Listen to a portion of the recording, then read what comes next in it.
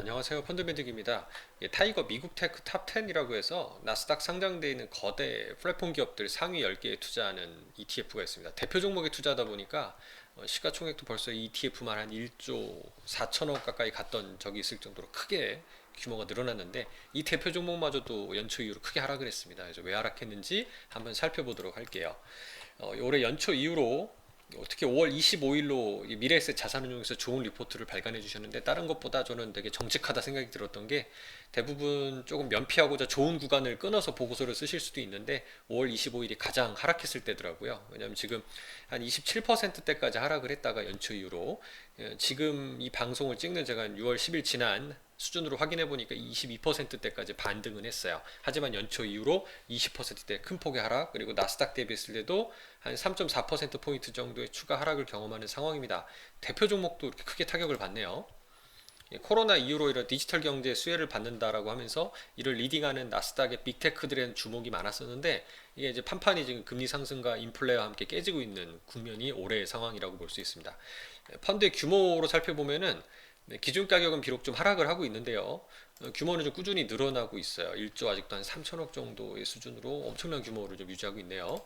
오늘 여기 탑 10 투자하는 종목 중에서 한 세 종목 정도가 언급이 됐는데, 저는 두 가지 정도, 애플과 아마존에 대해서 좀 언급을 드려보도록 하겠습니다.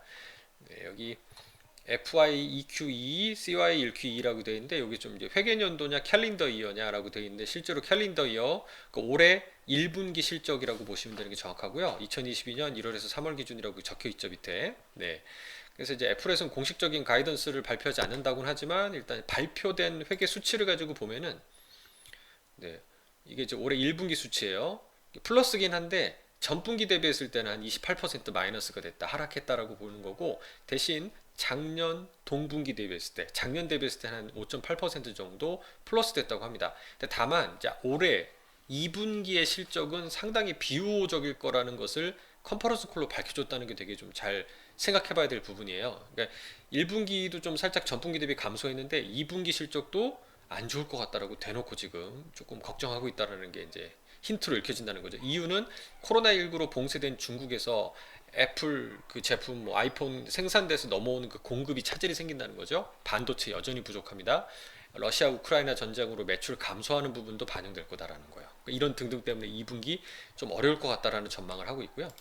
아마존은 좀 더 큰 문제입니다. 아마존은, 애플은 그래도 뭐 마이너스는 안 났죠. 아마존은 적자로 전환이 됐습니다. 올해 1분기 실적이 좀 큰 폭으로 하락했는데, 뭐 여러 가지 이유가 있지만 그 투자했던 리비안이라고 하는 전기차 회사 어떤 그 손실 부분도 있고, 또 무엇보다 아마존이 걱정하는 거는, 아마존이 그 불과 1년 전만 해도 신규 일자리로 뭐 50만이나 창출했다 칭찬을 받으면서 고용을 크게 늘렸어요. 그 코로나 팬데믹으로 인한 수요가 늘어났기 때문일 수도 있고요. 이런 전자상거래에 대해서.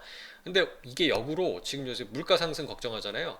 컨테이너 운임이나 유류비 같은 부분들이 거의 작년 대비 1.5배, 뭐 많게 2배 가까이 올랐다고 하면서 임금도 늘어나야 되겠죠. 그래서 거의 그 한 추가 비용이 연간으로 20억 달러 정도 발생한다고 합니다. 그러니까 20억 달러라고 그러면은 아마존이 지금 버는 이익을 요 회계적으로 더해보면 작년 한 해 동안 333억 달러의 순이익을 벌어들였는데, 이거 한 6% 정도 수준이에요. 그러니까 인플레가 차지하는 영향이 이렇게 크다는 겁니다. 그러니까 반대로 얘기하면, 인플레가 언제 잡히느냐가 이런 기업들이 돌아서는데 좀 나름 결정적인 키를 작용하지 않을까 생각이 들어요.